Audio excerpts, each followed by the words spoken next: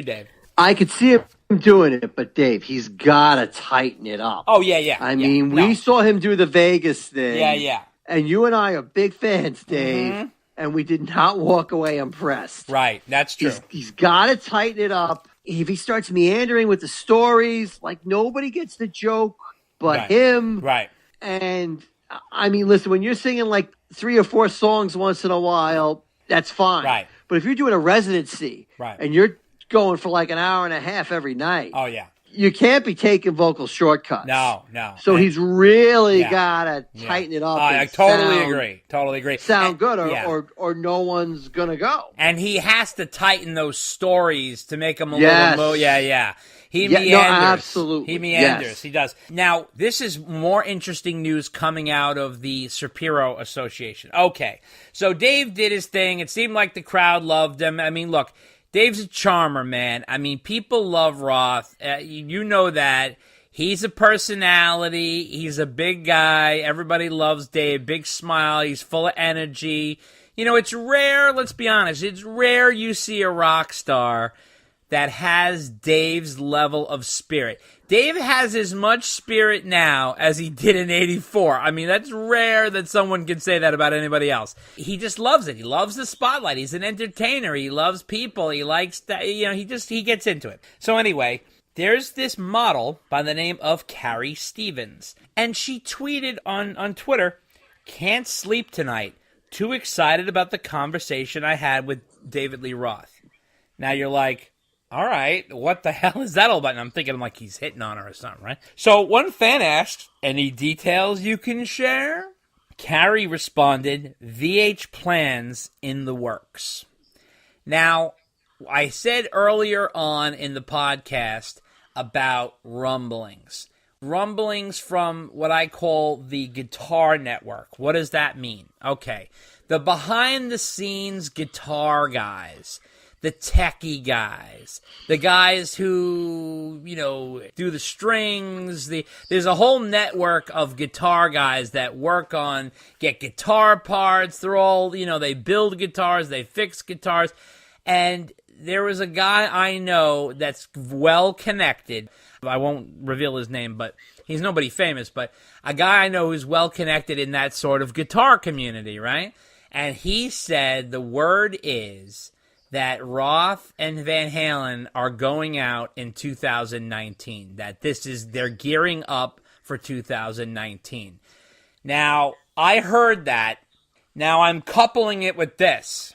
Now, I was thinking when I first saw this, now, who knows what this means? Maybe Dave was just doing small talk, and you're not sure what the context of the conversation was, but I heard this in the same week as I heard the guitar guy thing. Now, the guitar guy thing is definitely a very good connection because people know people. All those guys are connected, and it's those type of guys that know stuff, like the limo guys, the hotel people, like all the inside track people, especially in the guitar community, because if somebody needs something, okay, for example, if Ed's guy needs something, he can reach out through the guitar community, and it's like, hey, Ed's looking for this, or Ed needs that, or you know, I guess Matt Bruck is the guy, right? So let's say Matt's looking for something. He's got to go through his guitar connections to reach out to get whatever Eddie needs or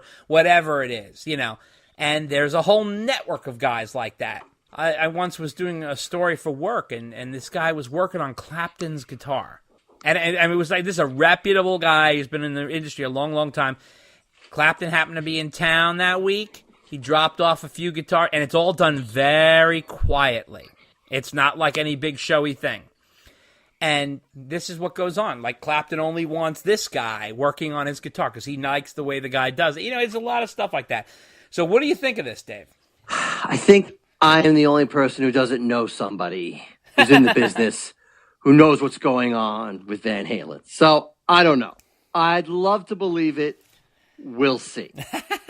Well, we'll see. I mean, who knows? I mean, Dave is always like, you know, having a conversation with Dave. Yeah. Is like homo la baby la ziba la bola. Humble baby la ba. And you're like, what does that mean? That's you know, the truth. Bosey, ba, diddy ba. Right? And I don't know. You have a conversation with Dave, and like, what'd you talk about? I know. I don't know. Nothing. I know. Right? I mean, so that's the truth. I hope it happens in 2019. But who the heck knows? That's right. Who the heck knows? That's right. I hope you're right. Yeah. Dave, I hope I come back in a few months and say, Dave, remember when I doubted you? I apologize. I take it back. You're 100% right. I'll never doubt you again. Right. And I know you're looking forward to that day. Yeah, exactly. I know you're looking forward to that. Exactly. Well, hopefully that's the case. But let's be honest, guys. No one here is getting any younger. So it's shit to get off the pot at this point. And, right. Yeah, and so we move on to actually another gentleman who is taking advantage of his age is Sammy Hagar. So we talked about him earlier. We're bringing him up again, and he's going to be coming up at the end of this segment. So Sammy Hagar is releasing what he is now calling his final album, which I don't know if that's really true. So he says here, so this is a news update on Sammy's album. We've been reporting on Sammy's album. So this is what we know. Number one, he has retitled it. It's no longer Hey, Hey, Hey, and I knew that was never going to be the title. Well, I think that was just a working title anyway, right? Yeah, and then it's called Space Between. Also, I don't know if he's aware, but that's a Dave Matthews song. But, oh, well. The Space Between it's called. But number two, it will probably, use the term probably, be his last album. Now, that makes me laugh because, isn't Chickenfoot set to go into the studio soon? No, are they? Well, they talked about that. We reported about that. Remember, him and Joe were talking about doing another album. They were doing. Well, that's why and I don't even know if that's official or not. Yeah, but that's why I'm always skeptical whenever somebody says last. Yeah, that's true. Right? You're telling me that you're going to do your last album, and then everybody in Chickenfoot finally decides to get together, and you're going to go, nope, I just did my last album. He's with the Circle. Well, I'm doing the Circle instead of Chickenfoot. Sorry, guys. I mean, come on. Really? Yeah. Maybe he's not counting Chickenfoot as his last album. Maybe that'll be his get out of jail free card. Yeah. I meant my last solo album. Right. That's not even a solo album. That's like because he considers it a band now, which is ridiculous. But anyway. Also, number three, it's set to drop in January, like we predicted, because I don't know if you remember in the last cast, he had talked about the new album and said #January, and I was thinking that, he's looking to drop this at the first of the year, which it looks like it's going to happen. So he also talked to the Boward Palm Beach New Times, and he said that one of his bucket list items is that he wants to get a Grammy. He says, that's my bucket list, to have one more credible music experience in my life. I think I did it, and I hope it's as good as I think it is. This is a quote from Hagar about his new album. And he says, I've been double parked in the rock and roll business for 40 years, and I want a stamp on my validation so I don't have to pay to get out. So, bottom line, folks, Sammy wants some goddamn respect. He does. He's so hungry for it. It's unbelievable. First of all, doesn't he have a Grammy with Van Halen? Oh, yes, he does. Yes. Okay. All right. So, really, technically, you got the Grammy. I'm telling you, if he made an album and he said, I'm making this album to get a Grammy, that's never a good reason to make an album. Yeah. It's you're just trying. I mean, I haven't heard the album, so what do I know? But you're just trying way too hard. And I hate to tell Sammy. I hate to tell Sammy, but the Grammys, he's not really in the zeitgeist for the Grammys. No, he's not. You gotta be a Bruno Mars, a Katy Perry. You gotta be, Kendrick Lamar. You gotta be a John Mayer. You gotta be somebody in that circle. Sammy is an older guy. He's a catalog artist, as they call him, and there's nothing wrong with it, man. Let me tell you something. Catalog artists are who are making up the touring industry. That's for sure. And I've done articles on this myself, but the touring industry as we know it thrives on guys like you and me. So late 40s, going to shows, see the old acts that you grew up on. When our guys go, There's going to be a massive problem because our guys are the ones that fill the sheds, the ones that fill Madison Square Garden. How many new acts can pack the Garden? Some of them? Yeah. Here's my question. Van Halen, for example. Van Halen comes out and tours in 2019. They can play the Garden. Okay? Van Halen played the Garden in 1981. Okay?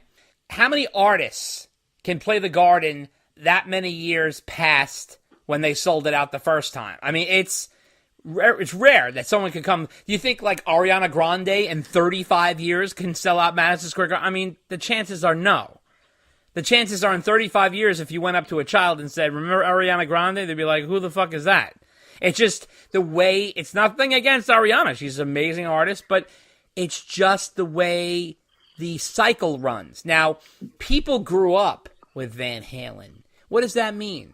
That means that they've bought several albums, they followed the band on tour, they wore the t-shirts, they had posters on their walls, they followed bands.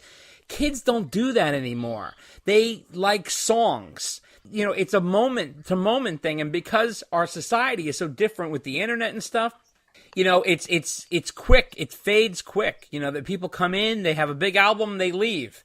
It's rare for an artist to have multiple big albums, multiple hits. Like Taylor Swift, you know, like she had her time. I don't know if she's going to have more hits in it. Bieber came in, Swoop was huge, and who knows what's going to happen with Bieber in the future. Like that, they kind of up and down. Katy Perry came in, made a big splash, got a whole bunch of hits. Now it's like, you know, she's doing American Idol. It's like nothing against her. Nothing against her as an artist, but it's just the way the industry rolls. The reason why their touring industry thrives because of artists like Van Halen, Journey. Journey went out and played with Def Leppard, selling out Madison Square Garden, big arenas. They were doing some stadiums because these guys have careers, multiple careers with multiple hits and multiple big albums that have a huge fan base that people continue to come see. Van Halen goes away for 3-4 years and comes back and can still sell out. How many people can do that? Well, that's the key, because they go away and come back. Right, that is key. It is key. Anyway, so getting back to things here, we have more news. Well, this is sort of some bad news, but there's nothing you can do about this. This is just the way the world turns. The band 3 Days Grace, okay? They surpassed Van Halen in one of the Van Halen's earmarks. So Van Halen is withering away in right in front of the public's eyes here, Dave. Is 3 Days Grace has beat Van Halen's record for the most number ones in the history of mainstream rock song charts. Van Halen had 13 number ones, while 3 Days Grace just edged them out with 14. Others on the list: Shinedown had 12, Tom Petty Solo had 10, Aerosmith 9, and Metallica 9. So it's just a sign of the times, Dave, that Van Halen is getting left in the rearview mirror as bands that we don't even know, named 3 Days Grace. They're surpassing bands like Van Halen. And obviously, I know. You know what the crazy part is? That Van Halen actually made music more regularly after 1998. Yeah. They probably would have a lock-in on that record for many years. Sure. Absolutely. And also, I told you he was coming back. More news from Sammy. So Dave and I, we talked about it in the last news segment, the Grammy Salute with Sammy Hagar. Well, we have a little bit of an update to that. The Grammy Salute to Music Legends. Okay, first of all, it's going to air on October 5th at, I think it's 9 p.m., It's set to air, and it's going to feature Sammy Hagar with Michael Anthony, so you're getting half of Van Hagar there. And they're not going to do the song Piece of My Heart like we had thought. It was a guess. I mean, don't get me wrong. But they'll be representing Bill Graham and Queen, and Sammy Hagar and Michael Anthony will be doing Right Now, which is their song. I don't know why they're doing theirs. And We Will Rock You. So We Will Rock You is obviously a Queen song.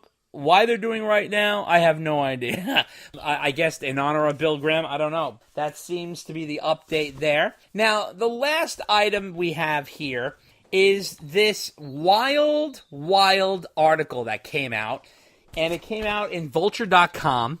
And the author is Chuck Klosterman. Chuck is a author and reporter, and Chuck was also the guy who did that wild 2015 interview with Eddie Van Halen when Eddie was talking about Dave in a very raw manner. And Michael Anthony, too. Yeah, oh, Madonna me. So now he came out with this new article called All 131 Van Halen Songs Ranked from Worst to Best. The